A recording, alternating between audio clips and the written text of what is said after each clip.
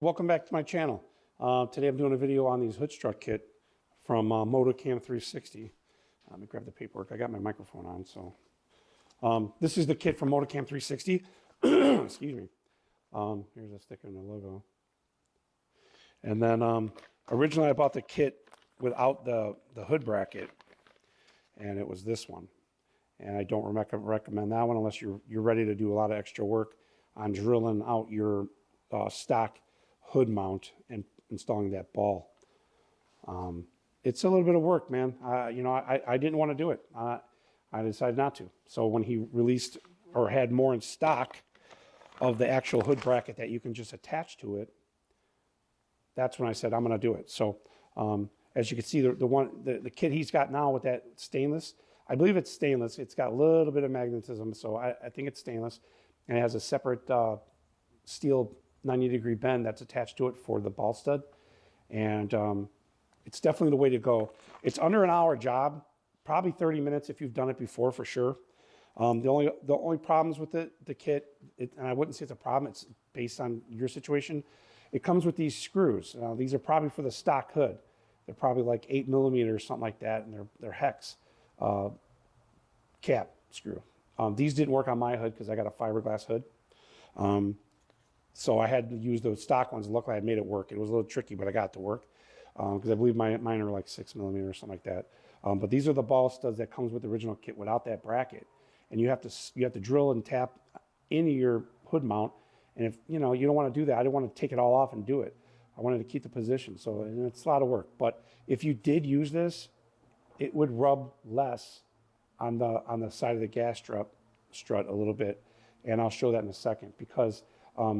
By using that one, it pushes out the ball stud just a little bit, maybe like a 16th, but it's enough to rub on the inside of that fender there. So if you really want to do this kit, do it with that bracket kit. I ended up spending too much money because I had to buy two separate times a year after, and he didn't want to give me a discount, so it's whatever. I'm not mad about it. I just think as a business, he should have just honored that to me because I wanted it from the start, but he didn't have them. Anyways, I think it's like $140. I'll put the link in the description.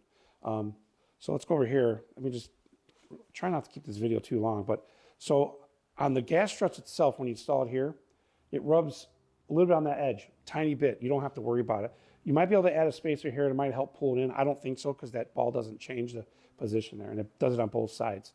Now, I'm going to give you a quick tip. When I did mine with my hood prop on. So this side of the hood could have went up a little bit more when I put it on because I put them on both sides, and then I did a mock-up here, and I pushed back to get the slack out. But in reality, I could have went more because my put prop was letting the hood sag on this side, which is normal. That's what it does. But this side's perfect. This side came out perfect, and then, but if I didn't tell anybody, you wouldn't know anyways. But it's, it's in my head, so I know. What I like about the kit, it's nice and solid when you go up and down. It doesn't go up. It doesn't go up wobbly at all. It's really nice and solid. It doesn't push it up too fast. It doesn't yank it. What I did do, because I have a cowl, I made sure the position I did do it in, that wasn't hitting the glass. So it's about maybe 3/8, half inch away from the glass, from the windshield, because that was the last thing I wanted to do.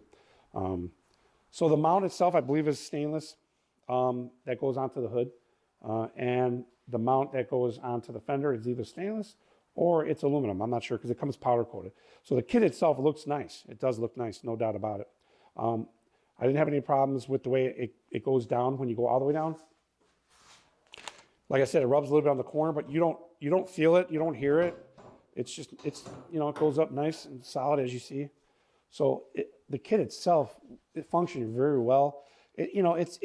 My Ford Explorer has the same setup, so it's not like some new innovative stuff. It's just they made it work on our trucks, which is nice, and it's a good set. Honestly, I could never not have this anymore. The fact that you don't have to deal with any of the hood prop here, and it just looks better without it. This is cleaner because you can remove it, and it doesn't even hit my my heater box, my fan where the blower motor is. It doesn't hit there.